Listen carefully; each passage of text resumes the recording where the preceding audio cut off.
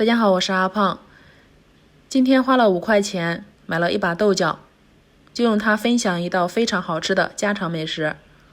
首先把洗干净的豆角放入大盆中，加入1勺食用碱，再加入没过豆角的清水，搅拌均匀，连同胡萝卜一起放进里面，浸泡15分钟，去掉农药残留。蒜臼子里放入1把大蒜，加入1勺食用盐，然后把它捣成蒜泥。豆角泡好后，再用流动的清水冲洗干净。水开后，加入1勺食用盐，1点食用油，放入豆角，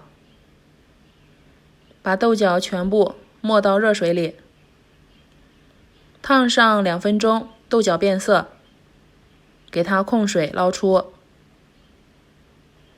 再迅速放入凉水中泡一泡，这样颜色会更翠绿。下面把胡萝卜用擦丝器擦成细丝，再切成碎一点的胡萝卜末，切好先放入大碗中。下面把豆角切得尽量碎一点，越碎越好。豆角切好后，和胡萝卜末放一起，然后开始调味，加入食用盐、鸡精、13香、蚝油，最后再加点食用碱，这样颜色会更翠绿。用筷子搅拌均匀。向煮锅里加入清水，多加一点，再放入2个鸡蛋，然后盖上盖子，把鸡蛋煮熟。现在分次少量加入面粉，面粉的用量只要能够使豆角碎，能够爆成团就行了，不需要加太多。当然了，如果你喜欢吃面粉多一点的，也可以多加一点哦，这样粘合会更好一些。然后抓起一团，大小比鸡蛋黄稍微大一点，用力把它捏得瓷实一些，捏瓷实就不容易散开。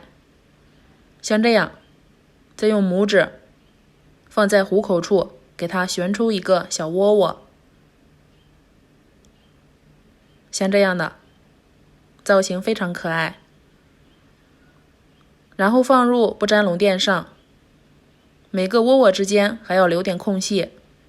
鸡蛋煮熟后，先把它捞出来，接着水开上锅，放入豆角窝窝，盖上盖子，开大火蒸8分钟。不用蒸时间太长，太长的话营养会流失。然后把鸡蛋放入蒜泥里，再把鸡蛋捣碎，放入碗中，再加点生抽、凉白开、小磨香油，给它搅拌均匀。哇，这个颜色也太漂亮了，翠绿翠绿，一小团一小团的，非常可爱。看一下，特别的漂亮，有食欲。做好的豆角窝窝可以配上自己喜欢吃的蘸汁，我用的是鸡蛋蒜，搭配起来非常好吃。当然了，也可以直接把豆角窝窝当成我们的主食，非常不错，做法简单还好吃，口味清淡不油腻，喜欢的话就试试吧。我们下期节目再见。